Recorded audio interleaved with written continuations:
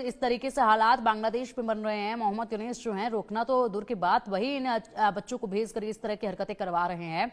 और सबसे बड़ी बात यह है कि मोहम्मद यूनिस जो है वो दूसरी तरफ ये भी चाहते हैं कि प्रधानमंत्री मोदी उनसे मुलाकात करें, उनसे बात करें। बातचीत के लिए प्रस्ताव भी उन्होंने भेजा, जिसको रिजेक्ट कर दिया गया। वो एक तरफ बातचीत भी करना चाहते हैं, दूसरी तरफ इस तरह के हिंसाओं को भी वो फैला रहे हैं। अलीशा जी क्या कहेंगे? पिंकी जी, सबसे पहले जो बांग्लादेश में जो हिंसा हो रही है, मैं इसका बहुत ही कंडेम करता हूं इसको मैं, और पूरे दुनिया भर को मैं सबसे पहले तो ईद मुबारक की बधाई देता हूं सबको। और ईद के मुबारक दिन पे, इतने अच्छे दिन पे ऐसी हिंसा, हमें ऐसी खबरें आ रही हैं, ये बहुत ही दिल रोता है देख के। बहुत 24 में डोनाल्ड ट्रंप साहब ने भी ये ट्वीट किया था अंग्रेजी में, I strongly condemn the barbaric violence against Hindus, Christians and other minorities who are being attacked and looted by mobs in Bangladesh, which remain in total state of chaos.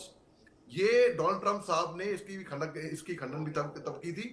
अब बांग्लादेश जो है, इसको अब हमारे प्रधानमंत्री मोदी साहब ने भी यूएन साहब तक संदेश पहुंचाया, बता याद दिलाया उनको, लिबरेट कराया। इस जंग में मेरे फादर ने भी हिस्सा लिया था। और जिस तरीके से वहां पे हमारे पड़ोस में माइनॉरिटीज के खिलाफ हो रहे हैं एक्शंस, इसकी सख्त की सख्त निंदा तो हो ही रही है। इसके ऊपर एक एक्शन भी होना चाहिए कि ये मोहम्मद यूनुस के हाथ से तो कमान निकल चुकी है। अभी जनता अपने हाथ में ले चुकी है। जैसे आपने दिखाया कि 16-17 साल के युवा, ये छोटे बच्चे, इनको क्या पता होगा इतिहास, इनको क्या पता होगा कि कहाँ पे क्या हुआ था। इनको बस भड़का रहे हैं। सबसे ज्यादा डिसर्विस हो रही है जो लोग भड़का रहे हैं। बिल्कुल बिल्कुल अली शाह जी, और इसका खामियाजा इन इन इन बच्चों के मन में जो जहर धर्म के नाम पर घोला जा रहा है, जिस तरीके से आगजनी की घटनाओं के लिए इन्हें आगे किया जा रहा है, और खुद इसके पीछे एक बड़ा खेल खेल रहे हैं मोहम्मद यूनिस, इसका खामियाजा जो है वो बांग्लादेश की जनता को सबसे अधिक भुगतना पड़ेगा। अली शाह जी वाकई में हैरान कर देने वाले हैं। तख्ता पलट के बाद से ये जो हमले हैं वो लगातार बढ़ते जा रहे हैं, एक एक कर निशाना बनाया जा रहा है। अब एक हिंदू परिवार के मकान को निशाना बनाया गया है, उसमें पूरी भीड़ एकजुट होकर घुस गई।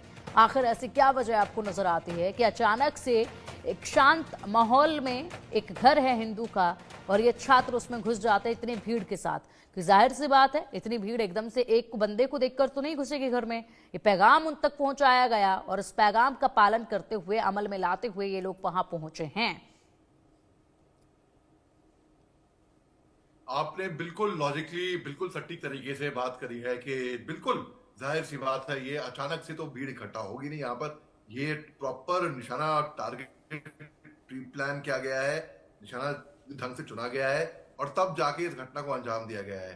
ये लोग भड़कावे में आ रहे हैं, और जो लोग भड़का रहे हैं, सबसे बड़ी डिस्टर्बेंस तो खैर कर ही रहे हैं, क्राइम भी कर रहे हैं। उनको आइडेंटिफाई करना चाहिए जो भड़का, क्योंकि ये जो 16-17 साल के जो लड़के हैं, टीनेजर्स, इनको तो इतनी खबर, इतनी अकल होगी नहीं।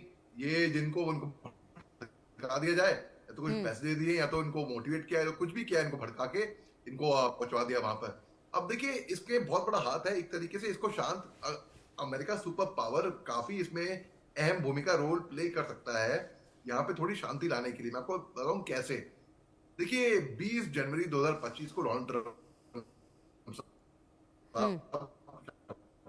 लेते हैं और कुछ।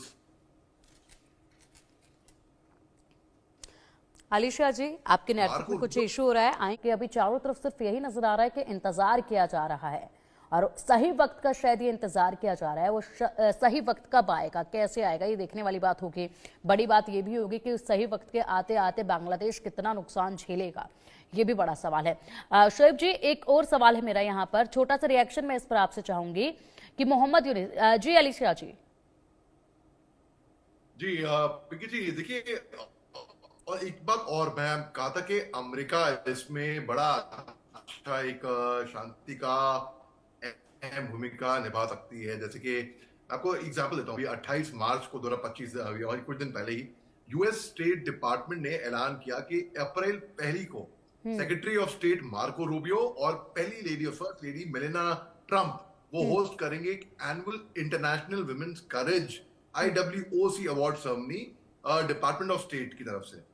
अब इसमें से जिनको अवार्ड दिया जाएगा, जो ऑनरी होंगे, वो महिला स्टूडेंट प्रोटेस्ट लीडर बांग्लादेश की भी होंगी।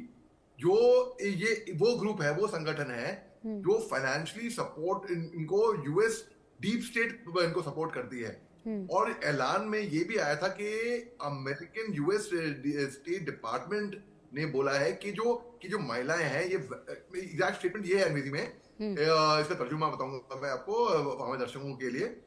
A valiant group of women were key drivers in the student protest movement against violent repression in Bangladesh on July and August 2024. They demonstrated extraordinary bravery, standing between security forces and male protesters despite threats and violence. When their male counterparts were arrested, these women found innovative ways to continue communication and lead the protest, defying censorship efforts. जी तो America में मैं ऐसा कहना है कि America काफी हद तक इन्फ्लुएंस चाहे तो, अगर चाहे तो कर सकता है इसके अंदर। जी बिल्कुल, अगर चाहे तो किया जा सकता है।